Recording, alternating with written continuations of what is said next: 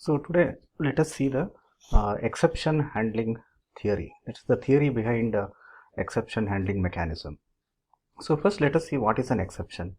An exception is an abnormal condition that arises in a code sequence at runtime. So an exception is basically an abnormal condition. An exception is a runtime error.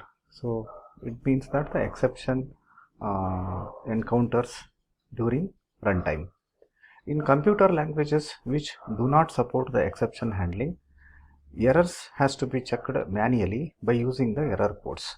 This approach is cumbersome. That means earlier the computer languages were not supporting this concept of exception handling. Okay, let us see a C language code snippet. Suppose in C language, if we want to open a file called as test.txt for reading purpose, so this is the code. File fp is equal to fopen test.txt for reading purpose, and soon after executing this statement we have to check the value of this fp. So if fp is not equal to null, then only we should proceed. So fp is equal to null means there is some problem. So this is what is the meaning of this sentence. Okay, in computer languages which do not support exception handling, errors has to be checked manually. We are checking the error here manually. So this has to be done for each of the statements like this. Okay, so this approach is cumbersome. So what was the solution? So the solution was the concept of exception handling. So here we are giving a list of languages which have a support for exception handling and which do not have a support for exception handling. So all earlier programming languages like BASIC, Fortran, Pascal, COBOL and C, they don't have a support for exception handling. But all modern languages like C++, Java, C#, PHP and Python, so they have a support for exception handling mechanism.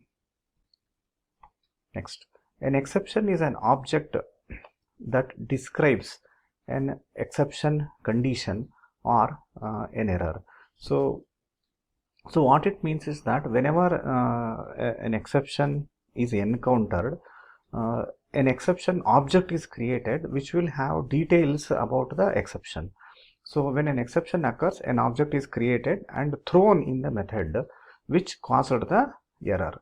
An exception may be handled in the same method or it may be thrown. So whenever it is thrown, it is called as exception propagation. That means we are not handling the exception where it has occurred. Somebody else will handle the exception.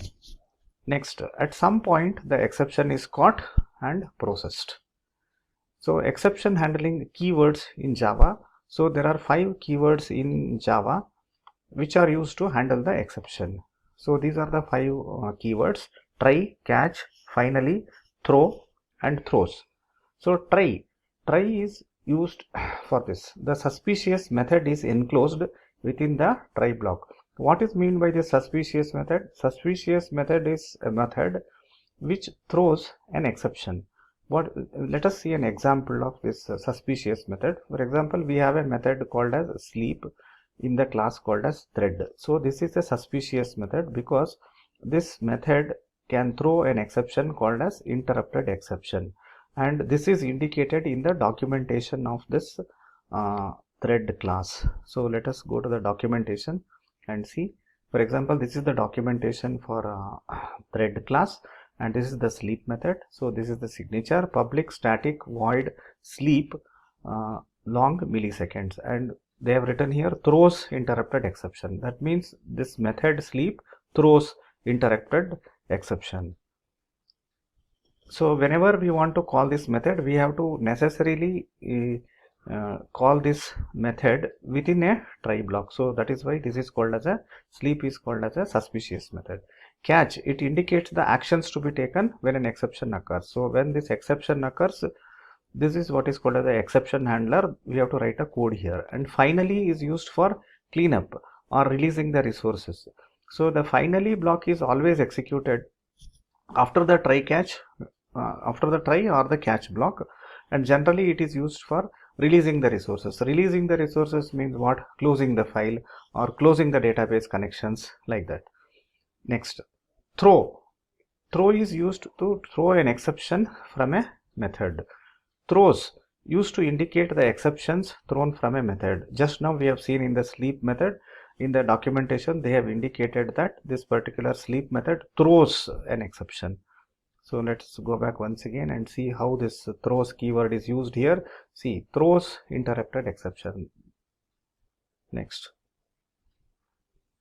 So general syntax of exception handling. So this is the general syntax for writing the exceptions. So we have to write a try block, and within that we can write a block of statements or a method calls here, and then catch, and then exception type 1, exception type 2.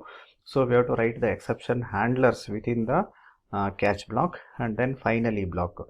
So the block of code to be executed after the try catch block ends. Thank you.